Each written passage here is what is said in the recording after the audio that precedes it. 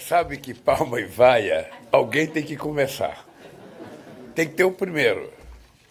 Tem gente que tem vergonha. Então, eu sou o puxador de palma do Mauro Vieira. Obrigado, Mauro. Bem, primeiro, meu bom dia à imprensa brasileira, à imprensa francesa que está aqui, a outros jornalistas. Meu bom dia aos meus ministros, Mauro Vieira, Ricardo Lewandowski, Alexandre Silveira, Marina Silva, Márcio Elias Rosa, e o nosso querido embaixador Ricardo Neiva Tavares, a minha querida mulher e companheira Janja, ao senador Jordano, que está acompanhando a delegação, o outro senador já teve que ir embora, sabe?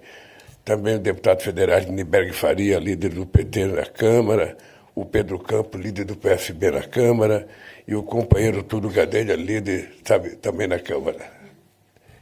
Bem, o almirante Marcos Sampaio Osso, que é o nosso comandante da Marinha, que veio firmar, sabe, as inovações no acordo Brasil-França na construção do submarino de propulsão nuclear, o nosso querido Andrei Rodrigues, diretor da Polícia Federal, que junto com o ministro Lewandowski e eu, nós vamos a Toulon ter um encontro com a Interpol, que pela primeira vez tem um secretário-geral brasileiro e que a gente vai discutir um pouco como a gente pode trabalhar junto, Interpol, Brasil, através da nossa Polícia Federal, como combater o crime organizado, ser mais eficaz. A gente vai aprender um pouco mais e, quem sabe, ensinar um pouco mais, mas a verdade é que o crime organizado está cada vez mais se transformando numa indústria multinacional muito poderosa e que é preciso muita eficácia e muito trabalho conjunto de todas as polícias do mundo preocupadas com isso para que a gente possa combater. Também quero dizer aqui da minha alegria de estar aqui comigo, Jorge Viana, nosso querido presidente da Apex, que foi um dos promotores do encontro empresarial de ontem, que traz uma novidade muito interessante para nós.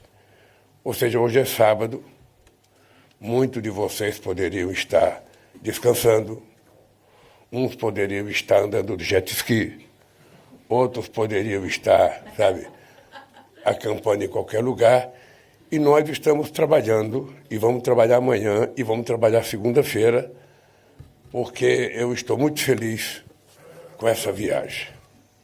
Eu lembro que no meu primeiro mandato, eu fiz uma viagem para o Oriente Médio. E naquela viagem, o companheiro Furlan, que era ministro de Indústria e Comércio, gastou $500 mil fazendo uma feira dos produtos brasileiros, sobretudo na área de calçados. E aquela feira rendeu $50 milhões naquela noite. E a crítica que eu recebi era porque tinha gasto $500 mil e ninguém falou que a gente tinha ganho $50 milhões. Nessa viagem aqui, de vez em quando as pessoas perguntam quanto que a gente está gastando para fazer essa viagem. Eu não sei quanto que eu estou gastando porque eu não cuido disso, mas eu sei quanto que eu estou levando de volta para o Brasil.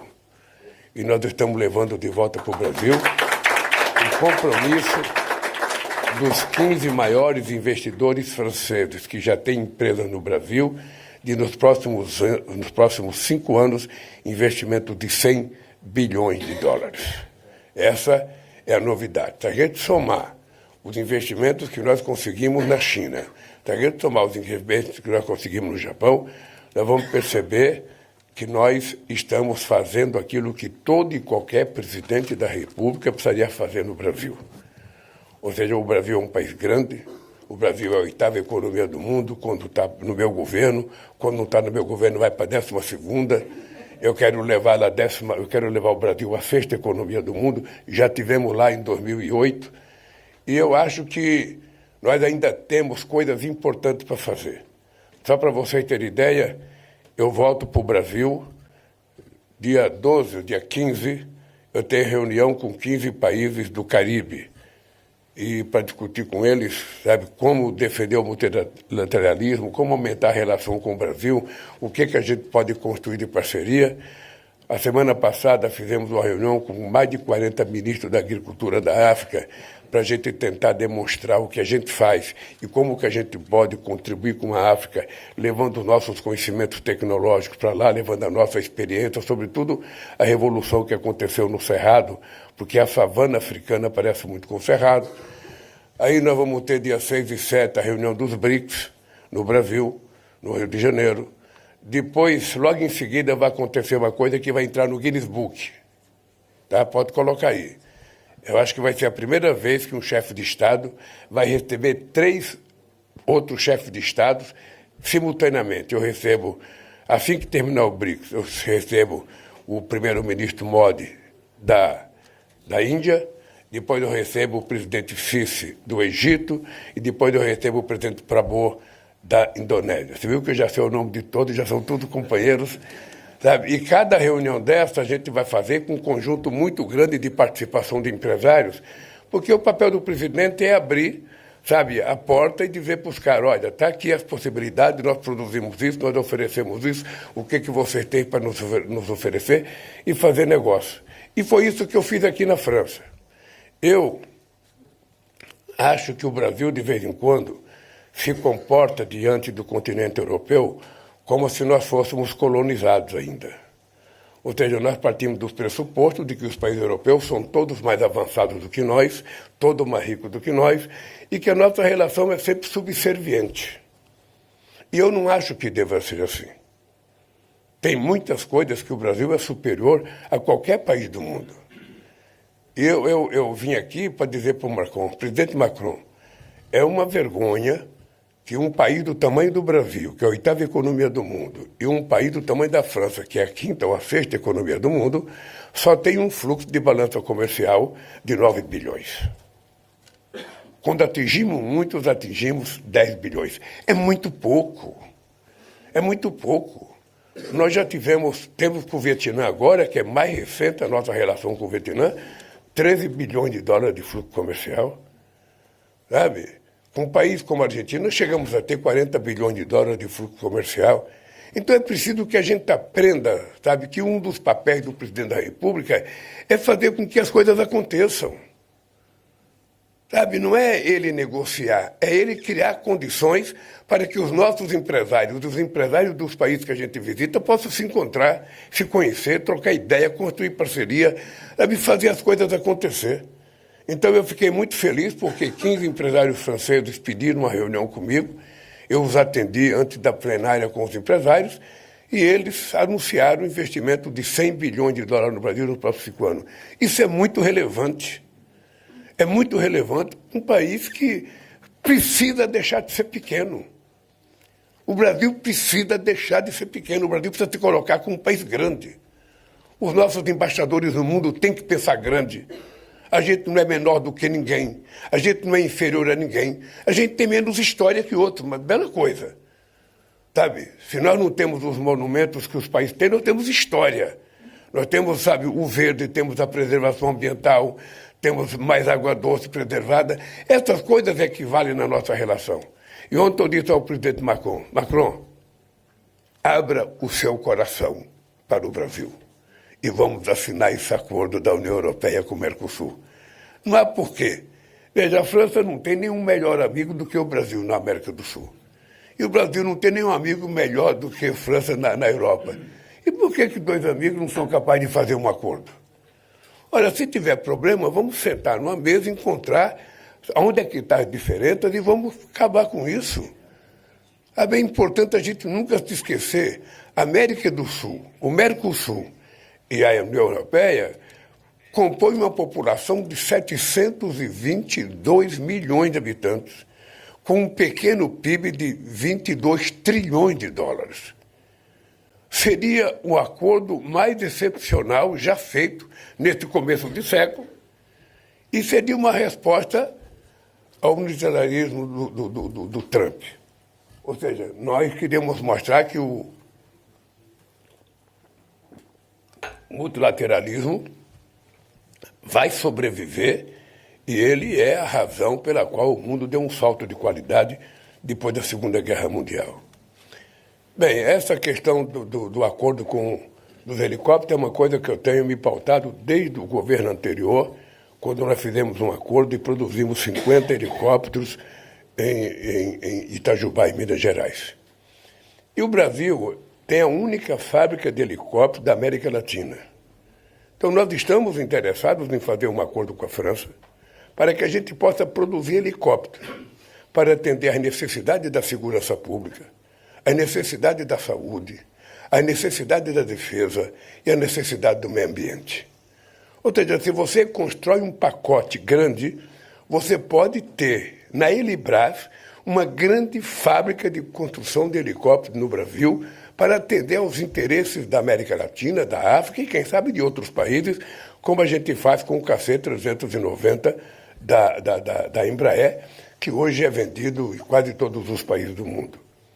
Então, apenas isso. O Brasil tem que se portar como um país grande que sabe o que quer. O Brasil acabou aquele tempo em que o presidente do Brasil viajava ao mundo e implorava, quem é embaixador aqui sabe o que eu estou falando, implorava uma reunião com o diretor do FMI e não era recebido. Não era recebido. Aliás, nem conseguia falar por telefone, falava com a secretária. Acabou, esse momento acabou. Vocês que são jornalistas sabem que hoje o Brasil é levado em conta. Porque eu aprendi uma coisa. O problema não é ter dinheiro, o problema não é ter diploma universitário, o problema é que na relação você tem que se respeitar. Vocês jornalistas sabem, se vocês não se respeitarem, ninguém respeita vocês. Na política é a mesma coisa. Eu gosto muito da França, gosto do presidente Macron, mas eu quero ser tratado de igualdade de condições. Não tem essa de que a França é a França e o Brasil é o Brasil, não. Nós somos do sul global. Mudou a lógica. Sabe? E o Brasil é um país importante. Nós, brasileiros, precisamos descobrir essa importância do país. Nós não devemos nada a ninguém. Nós somos resultado ainda do atraso de uma elite conservadora que só foi construir a nossa primeira universidade em 1920. 400 anos depois de descoberto o Brasil. Enquanto outros países criaram em 1554, a Argentina já tinha feito a sua primeira reforma universitária em 1918. Então nós somos resultado desse atraso. E que nós precisamos trabalhar para tirar esse atraso e jogar o Brasil para frente, jogar o Brasil para cima, com muito orgulho. Com muito orgulho. Se no futebol a gente não está lá essas coisas, sabe, na política nós estamos melhor. As coisas estão acontecendo. A economia brasileira vai continuar crescendo, a massa salarial vai continuar crescendo, o PIB vai continuar crescendo, a distribuição de riqueza vai continuar crescendo. As coisas vão acontecer porque nós temos a obrigação de fazer as coisas acontecer. E aí está incluída a política internacional. Aí está incluindo a nossa responsabilidade. Eu, além desses encontros que eu vou ter, eu ainda quero este ano ir na ASEAN. Nunca o presidente do Brasil foi participar do encontro da ASEAN, pois agora eu quero ir. Uns 10 países da ASEAN para dizer o que o Brasil tem para vender. O que o Brasil quer negociar. E mostrar a cara do jeito que ela é. O nosso jeito miscigenado entre indígena, europeu e africano tem que ser mostrado em toda parte do mundo com a nossa alegria, com o nosso conhecimento. Então eu volto na terça-feira para o Brasil, sabe? Vou participar vou participar ainda de um debate da economia azul em Mônaco, Principado de Mônaco. Pensa que é só o Galvão Bueno que vai para Mônaco? Eu vou para Mônaco, sabe? E vou fazer um debate com os empresários sobre economia azul, sabe? Eu não conhecia moeda azul, mas de qualquer forma, sabe? E vou discutir essa questão do oceano, que é outra coisa que muitas vezes não está no nosso dia a dia, mas que é uma coisa muito séria. O oceano é uma coisa extremamente importante como bioma para o planeta Terra, e muitas vezes a gente pensa que ela é muito grande e que não estraga. E vamos jogando plástico, e vamos jogando esgoto, e vamos jogando plástico, e vamos jogando esgoto, e vamos jogando plástico, e vamos jogando esgoto, vamos jogando plástico, vamos jogando esgoto. Um dia, o mar se revolta e a gente vai pagar o preço. E a gente começa a pagar na conta do turismo. É isso que a gente vai acontecer. Então nós estamos tentando fazer o Brasil se transformar num país extremamente importante Nós temos muita responsabilidade com a COP. Nós resolvemos fazer a COP na Amazônia, sabe? Porque eu quero que o mundo veja a cara da Amazônia. Eu quero que o mundo veja o que é a Amazônia. Porque todo mundo pensa que é só um monte de árvore. Não. São 30 milhões de seres humanos que habitam a Amazônia. E dentre esses 30 milhões tem gente que passa fome. Tem seringueiro, tem extrativista, tem indígena, tem pescador, tem pequeno produtor rural.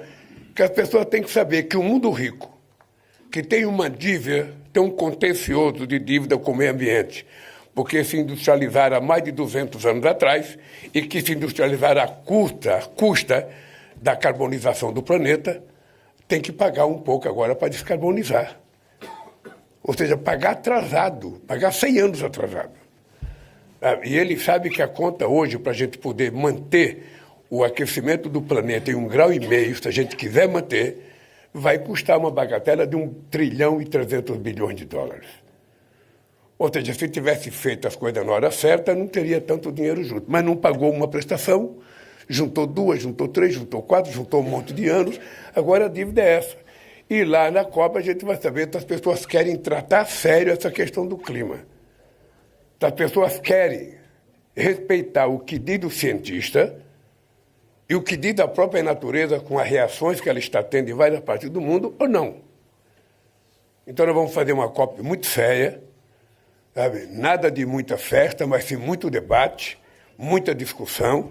Nós vamos fazer um encontro separado de chefe de Estado 2 dias antes, para a gente aprofundar, sabe? Se até perto o Trump não confirmar que vem, eu pessoalmente vou ligar para ele e falar, ô cara, Trump, cara, a COP é aqui no Brasil. Sabe? Vamos discutir esse negócio. Os Estados Unidos é um país importante, é muito rico, mas também poluiu muito. E polui ainda. Então, como é que ele não vai participar?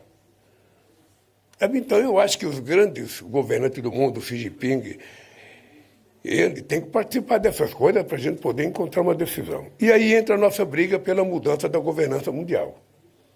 Se a gente não tiver uma governança mundial mais representativa, com poder de decisão e com poder, inclusive, de fiscalizar o cumprimento das nossas decisões, nada vai acontecer. Nada vai acontecer. Então, eu acho que nós estamos tentando criar as condições de mudar de paradigma da discussão da questão climática.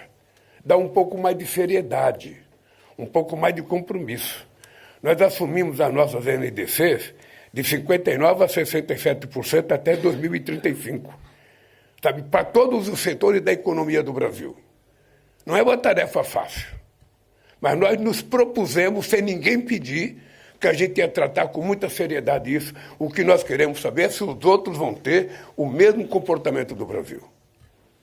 Então, dito isso, eu me coloco à disposição de vocês para as perguntas que vocês quiserem. Bom, pessoal.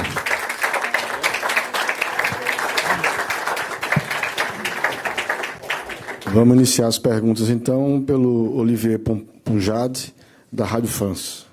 Bonjour, Monsieur le Président.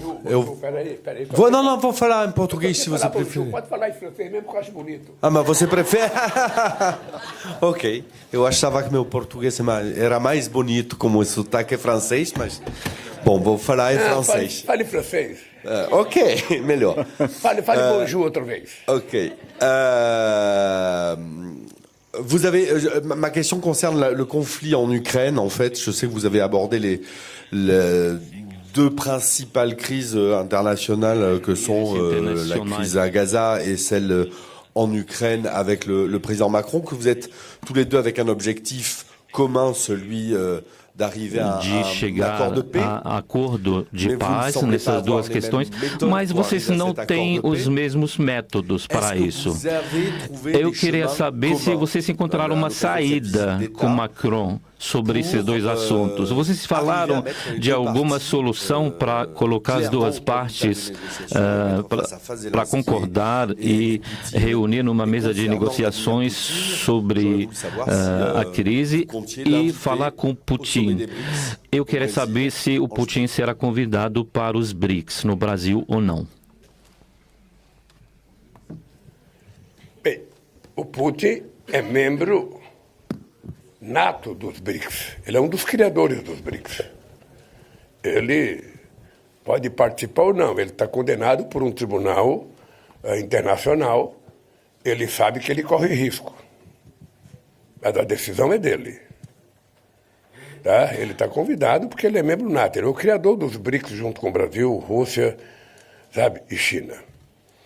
Olha, essa questão da guerra da Ucrânia e da Rússia, ou da Rússia e da Ucrânia, eu tenho a percepção e consciência de que é normal que um país europeu e um governante europeu assinta diferente do que eu, que estou muito mais longe, tem um oceano que separa os dois continentes. Então eu compreendo o calor, a veemência de um dirigente europeu, sabe? Agora eu quero que eles compreendam também o meu comportamento. Eu comecei com essa guerra fazendo uma crítica contundente à Rússia pela ocupação, sabe, ao território da Ucrânia. Eu comecei fazendo essa crítica. E até hoje eu continuo fazendo a crítica. E o Brasil faz parte de um grupo de países que, junto com a China, fizeram um documento propondo a constituição de um grupo de 13 países em via de desenvolvimento que não estão relacionados ao conflito, sabe, para que se tente encontrar uma proposta de acordo entre a Rússia e a Ucrânia, sabe, para ver se a gente põe fim à guerra. Eu acredito nisso.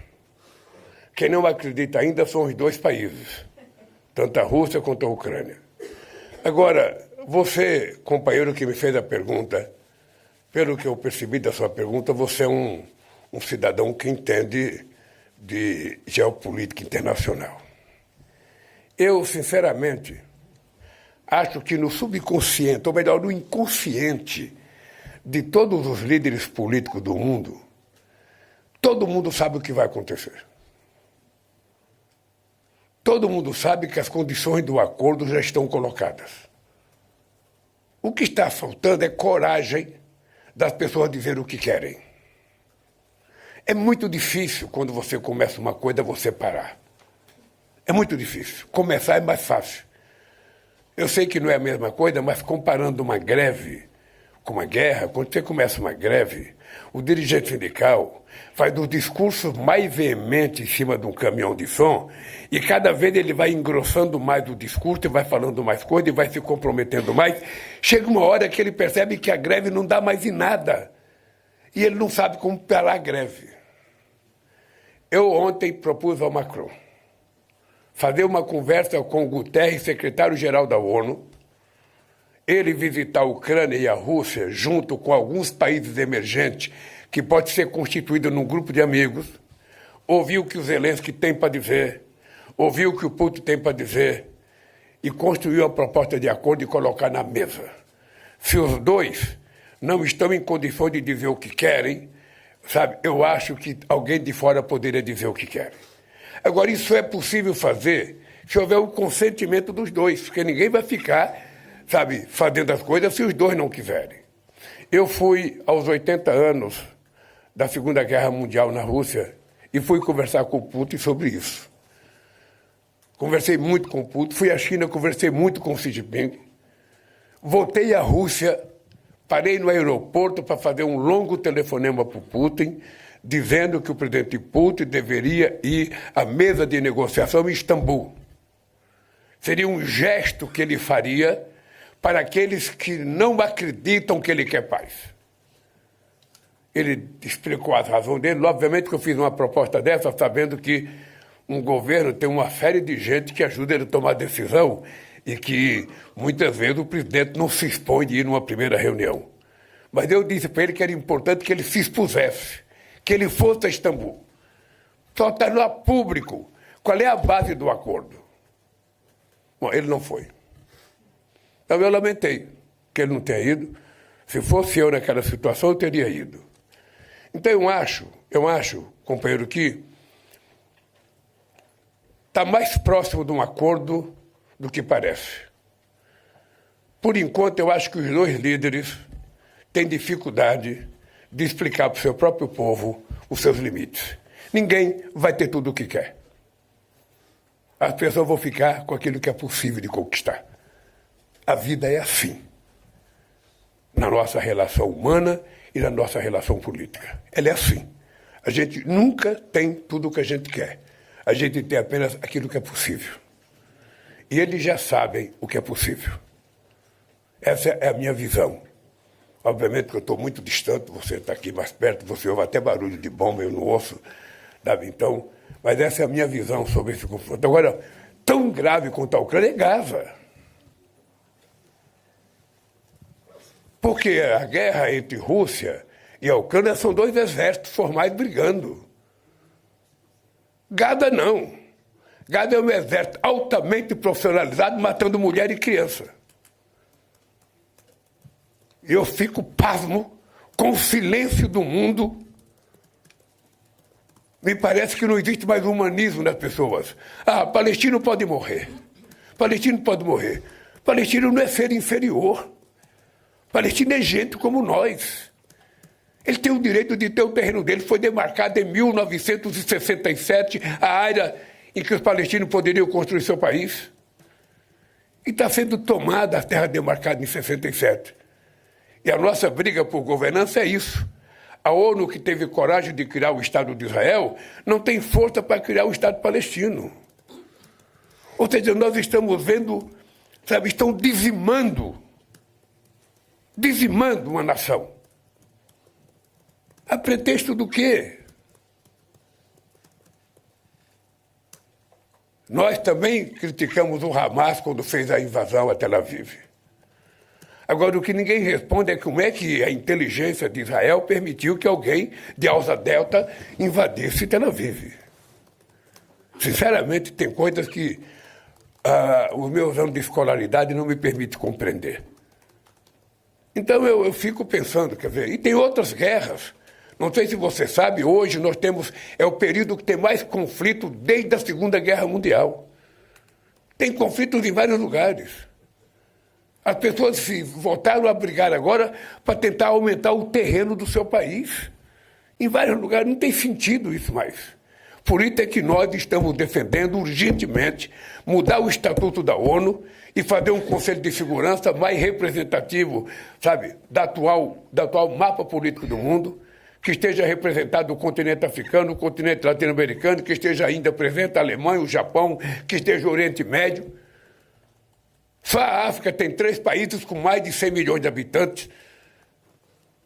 A Nigéria com 226, a Etiópia com 126, o Egito com 106 milhões de habitantes. Ninguém está na ONU. Então, ou as pessoas compreendem, sabe? Eu poderia falar, como eu disse para o Trump, como eu disse para o Macron, abra o seu coração para o Brasil, no acordo. Eu poderia dizer ao Xi Jinping, ao Putin, ao Trump, ao Macron e ao primeiro-ministro da Inglaterra, abra o seu coração no Conselho de Segurança e deixe outros países entrar para ver se a gente consegue mudar um pouco o mundo. É isso, querido. Vamos à segunda pergunta, Paola de Orte, da Rede Globo. Presidente, bom dia. Obrigada por fazer essa coletiva para falar conosco. Presidente, no final do primeiro dia da visita de Estado, depois que o senhor se encontrou com o presidente Macron, eu conversei com o presidente Macron e eu perguntei para ele sobre o acordo. Ele me disse que ele apresentou ao senhor uma modificação que, se o Mercosul aceitasse essa modificação, ele iria assinar o acordo até o final do ano. Eu queria perguntar para o senhor o que o senhor achou dessa proposta de modificação, o que é exatamente essa modificação e se o senhor estaria disposto a aprovar dentro do Mercosul para que o acordo fosse assinado até o final do ano. Obrigada. Olha, na verdade, o presidente Macron não me apresentou uma proposta, ele apresentou uma tese, sabe, sobre a questão do acordo. Há uma necessidade política aqui na França, da situação e da oposição, de vender a ideia de que, se fizer um acordo entre a União Europeia e o Mercosul, a agricultura francesa ou europeia vai ter prejuízo, porque eles não conseguem competir com o agronegócio brasileiro. Ora, o agronegócio já exporta para cá o que eles produzem. O agronegócio já exporta soja para cá, já exporta milho. Sabe? A nossa cota de carne, segundo o Márcio, meu ministro interino, se eles cumprissem a cota, no máximo os franceses iriam comer 2 hambúrgueres em média por ano. É nada. Ele se esquece que o Brasil tem quase 6 milhões de pequenas propriedades até 100 hectares. Eu vou repetir, o Brasil tem quase 6 milhões de pequenas propriedades até 100 hectares, que não fazem parte do grande agronegócio. Ele se esquece que no Brasil nós temos 2.500.000 pequenos produtores de 0 a 10 hectares.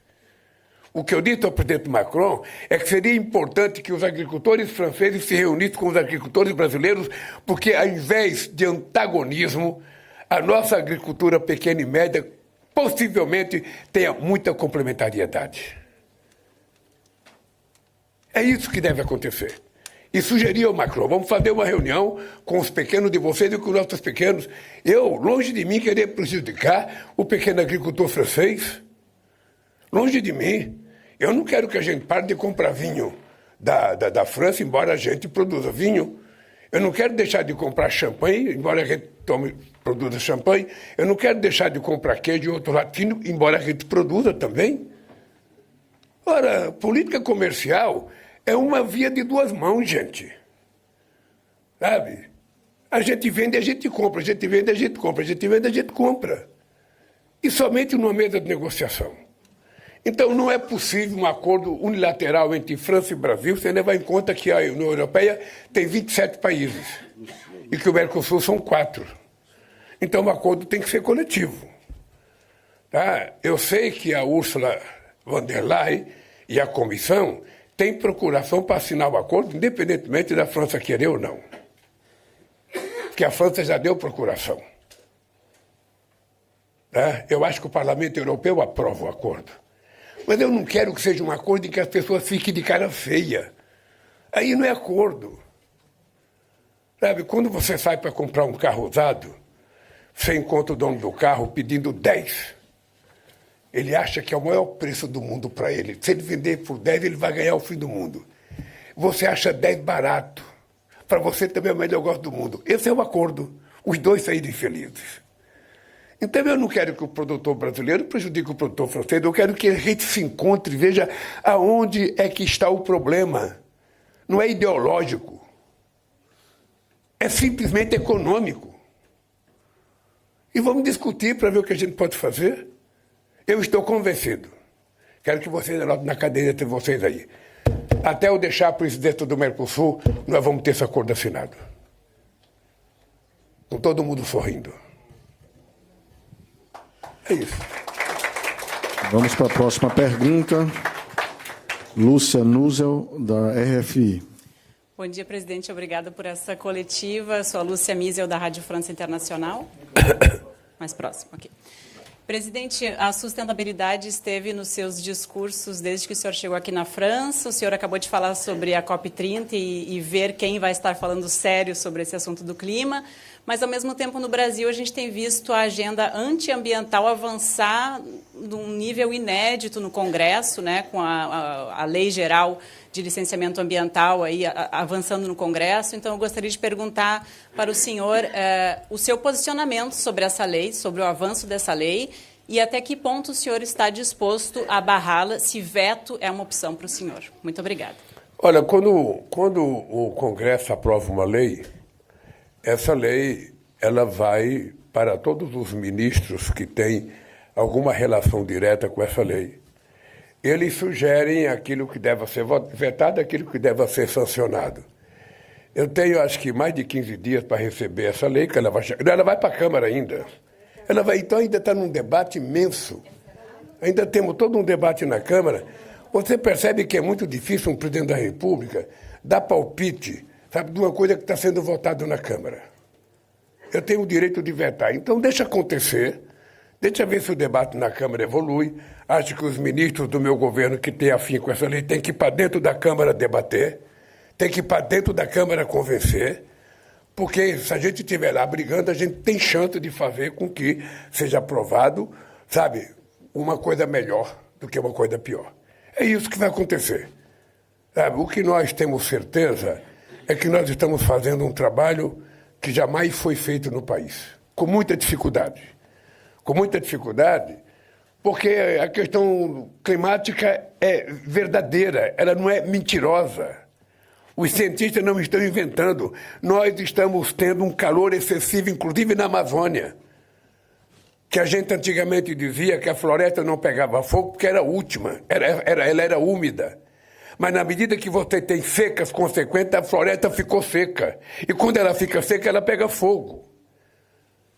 Nós temos esse problema. Nós estamos medindo o crescimento do desmatamento agora por conta da queimada em função do fogo do ano passado. Sabe? E nós sabemos, é por isso que nós estamos colocando quase R$1 bilhão para o IBAMA, para que a gente possa aprimorar. Estamos aprimorando o nosso contato com os governadores do estado e com os nossos prefeitos, porque se eles não tiverem junto conosco nesse combate, a gente não vai conseguir vencer essa parada. Então nós precisamos da ajuda de Deus, que tem que chover um pouco mais. Sabe? Nós precisamos, sabe, da ajuda dos prefeitos que estão lá no território. É o prefeito primeiro que sente o cheiro da fumaça. É o prefeito que sabe na terra de quem está pegando fogo, se foi um fogo acidental ou foi um fogo provocado. Então tudo isso, eu tenho a melhor ministra que eu poderia ter, que é a Marina, que cuida disso, sabe? Não tem nem tempo para comer de tão magrinha que ela está. Mas é isso. Nós vamos, a COP 15 vai ser realizada, e uma coisa muito interessante é que o Brasil, nós não queremos esconder nada, absolutamente nada. Nós não somos daquele que quando um visitante vai visitar o Brasil, a gente tira os pobres da rua, para esconder que não tem pobre. Ou faz como alguns países que eu visito, que coloca uma cerca para a gente não ver os pobres. Não. Aqui as pessoas vão ver o que o Brasil é, do jeito que é e como é. Então a COP será um novo paradigma para a questão ambiental. E vamos esperar que o Congresso faça o melhor possível.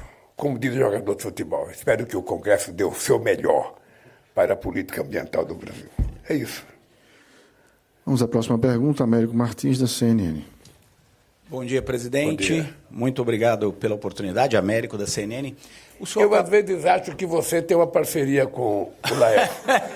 Porque esse cara é sorteado toda vez que eu venho.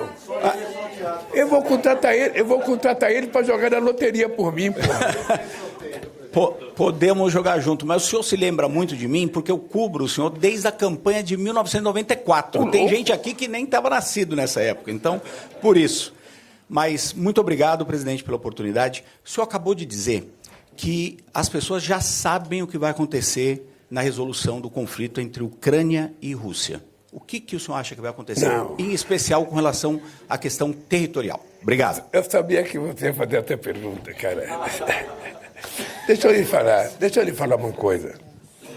Eu tenho a convicção que todos os presidentes europeus, sobretudo os europeus, os Estados Unidos, o Putin e o Zelensky sabem o que está para acontecer.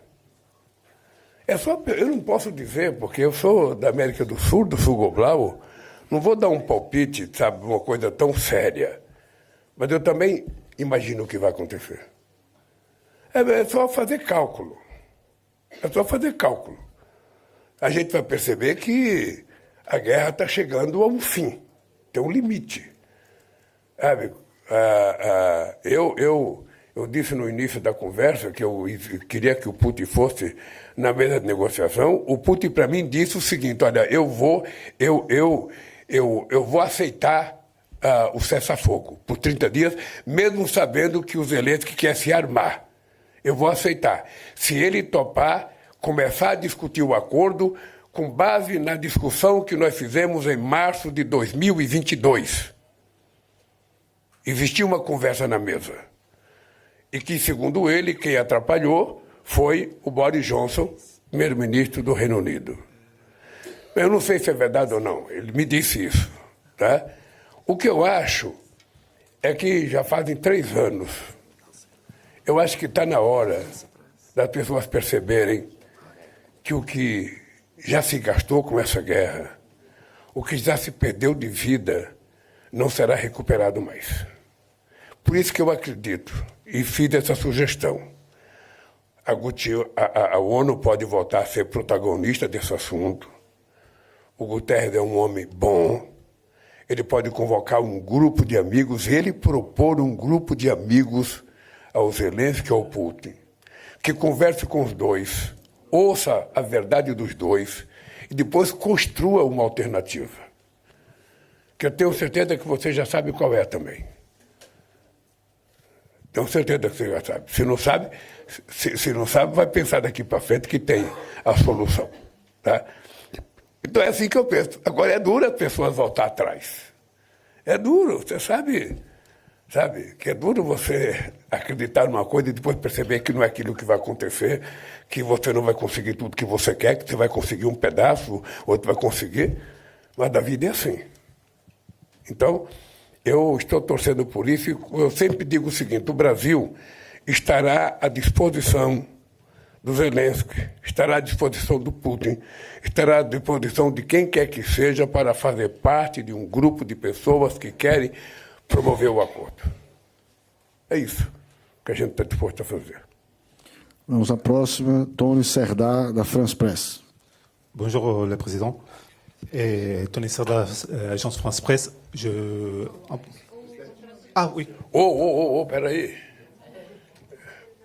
Ça va. Bonjour, président. Bom dia, presidente. A minha pergunta é um pouco sobre o que foi dito pela minha colega. O presidente francês estava disposto a assinar o acordo antes do final do ano? E se a mudança que ele solicitou poderia ser incluída, em especial, cláusulas de salvaguarda e cláusulas espelho. Você está disposto, o senhor está disposto a alterar esse acordo para facilitar a assinatura dele? Muito obrigado. Olha, deixa eu te dizer uma coisa. O acordo, ele não é entre Brasil e França. É um acordo entre União Europeia e Mercosul, que envolve uma somatória de 31 países. Então, o companheiro Macron, se tem algum problema que ele acha que fere os pequenos produtores franceses, eu acho que o negociador do Macron na União Europeia deve fazer a proposta, porque ele se queixa do acordo firmado. O acordo firmado pelo governo passado, nem nós aceitávamos. É importante lembrar que o Macron se queixa de um acordo que foi feito pelo governo brasileiro anterior com a União Europeia. E quando nós tomamos posse, a gente não aceitou aquele acordo. E por isso nós fizemos mudança. E foi estranho, porque o Macron falou comigo do acordo feito no governo passado. Sabe? Nós vamos continuar conversando com a França. Porque a França é um bom parceiro político, é um bom parceiro econômico, é um bom parceiro cultural, é um bom parceiro linguístico, é um bom parceiro histórico. Eu agora, cara, sou cidadão parisiense e sou da Academia Francesa de Letras, cara, com a palavra. Quantos de vocês contribuíram com a palavra? Nenhum, eu contribuí com a palavra lá. O ismo, eu coloquei só o ismo lá, já valeu. Então, eu acho que nós não temos limite de discutir. Nós vamos discutir. Eu estou convencido que vai ter acordo. Eu vou encontrar com o Macron na COP. E eu penso que até lá, quando ele estiver embaixo de uma árvore de 30 metros de altura, que ele perceber a beleza daquela floresta e falar, porra, eu vou fazer acordo com o Brasil. O Brasil precisa estar feliz para poder preservar tudo isso aqui. Eu vou fazer um acordo. E nós não queremos prejudicar o produtor francês. Nós não queremos prejudicar. Sabe? Não está na minha cabeça que a gente faça um acordo para matar o pequeno e médio produtor francês. O que eu quero é que os pequenos produtores franceses se juntem com os pequenos produtores brasileiros para a gente saber qual é a diferença. Qual é a similaridade que existe entre nós. Porque um acordo pode ser bom para os dois lados. Eu trabalho com essa ideia. Então, como eu sou muito amigo do Macron, aliás, eu tenho muita sorte aqui na França, porque eu fui muito amigo do Chirac, Fui muito amigo do Sarkozy, fui muito amigo do Jospin, fui muito amigo do François Hollande e sou muito amigo do Macron. Vocês percebem que eu me dou bem com todo mundo? Eu sou um cara do bem. Então, aqui com a França, a gente não quer problema com a França. Sobretudo agora no ano cultural, com esse ano de políticas culturais cruzadas, aqui vai ser muito bom. Então é isso, companheiro. Tem só a última pergunta, presidente, e a gente encerra. O André Fontinelli, da Folha de São Paulo. Bom dia, presidente. Bom dia. No Brasil já começaram as articulações para as eleições do ano que vem. Existe, segundo o noticiário, um projeto da oposição para conquistar o Senado. Nessa conjuntura, o que o senhor acha que é o papel mais importante do ministro Fernando Haddad? No Ministério da Fazenda, ou como governador de São Paulo, ou senador por São Paulo? Obrigado. Você acha que eu seria louco de responder isso agora, aqui em Paris? Veja, eu fui oposição há muito tempo. Então, a oposição, ela nunca deixa de fazer campanha. Eu, quando perdi uma eleição, e perdi muitas, eu viajava o Brasil inteiro a partir de janeiro do ano seguinte para fazer a próxima campanha. A oposição está fazendo isso, é um direito dela. É um direito dela. Agora, a construção de candidaturas é muito cedo, pelo menos do meu lado. Eu tenho um compromisso com o povo brasileiro. Eu prometi ao povo brasileiro recuperar esse país. Eu prometi. Sabe? E quando terminar meu mandato, eu quero ter cumprido todas as coisas que eu prometi ao povo brasileiro. Mas quando chegar o ano que vem, eu vou começar a discutir candidaturas. Eu não sei quem é melhor em que lugar. Nós temos que fazer o mapeamento do Brasil, ver a realidade. Eles querem eleger senadores, eu também quero. Eles querem eleger governadores, eu também quero. Eles querem eleger deputados federais, eu também quero. É um direito de todo mundo querer eleger. O que eu posso te dizer uma coisa é o seguinte. É a única coisa que eu posso te dizer daqui de Brasília. A extrema-direita não ganhará as eleições no Brasil. Não vai ser inteligência artificial, a fake news que vai fazer alguém ganhar aquela eleição. Tá? Estou te dizendo, olhando bem nos seus olhos. A extrema-direita não votará a governar esse país, sobretudo com um discurso negacionista, mentiroso, muitas vezes até canalha, sem respeitar pessoas, sem respeitar movimentos sociais, sem respeitar mulheres, sem respeitar negros, sem respeitar indígenas, não vai ganhar as eleições. Tá? Então é isso que eu posso dizer. E quando chegar no momento certo, a gente vai escolher os nossos candidatos. Obrigado a todos, agradeço os ministros, a presença também de todos os jornalistas. Até a próxima. Calma, gente, espera aí.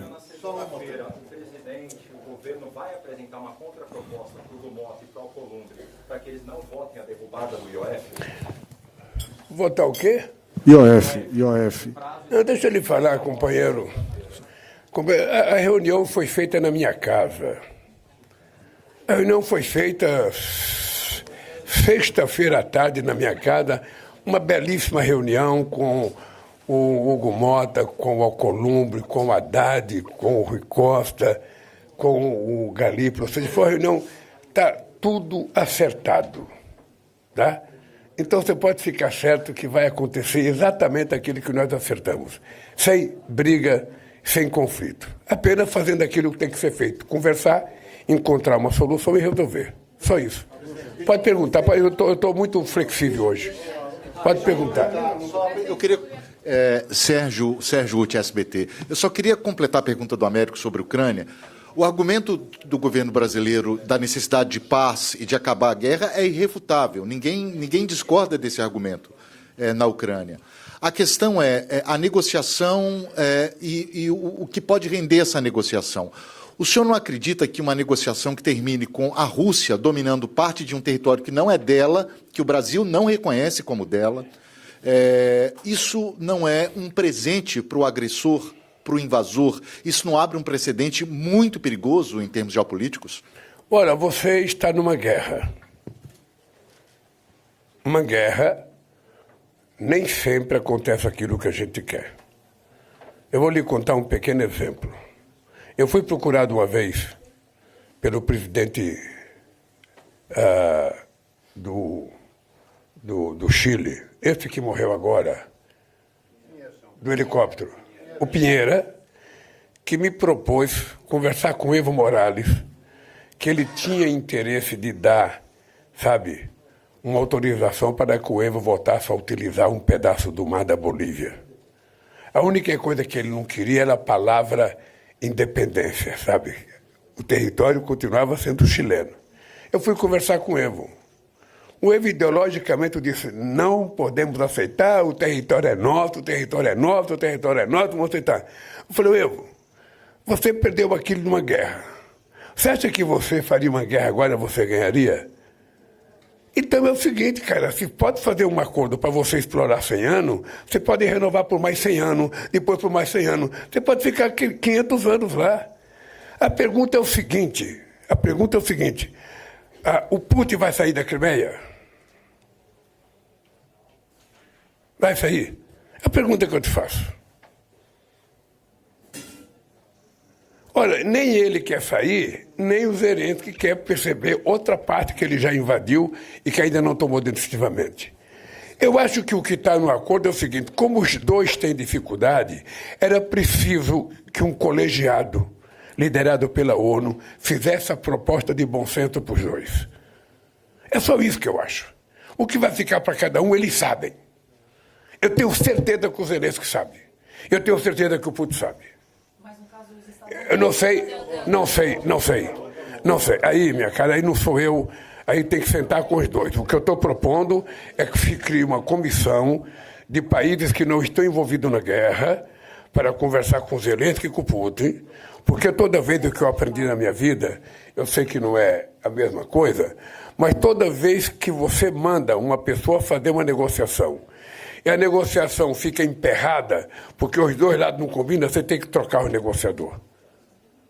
Porque os negociadores, eles têm que chegar numa mesa antes, quando eu mando um ministro meu negociar qualquer coisa, eu falo, você vá para aquela reunião com disposição de aceitar ou não aceitar.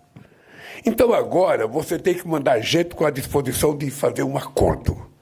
Não é nem 100% a posição do Zelensky, nem 100% a posição do Putin. É 100% aquilo que for possível. É simples. Tá? Gente, olha, obrigado. Até a próxima. Vamos nisso? Vamos nisso?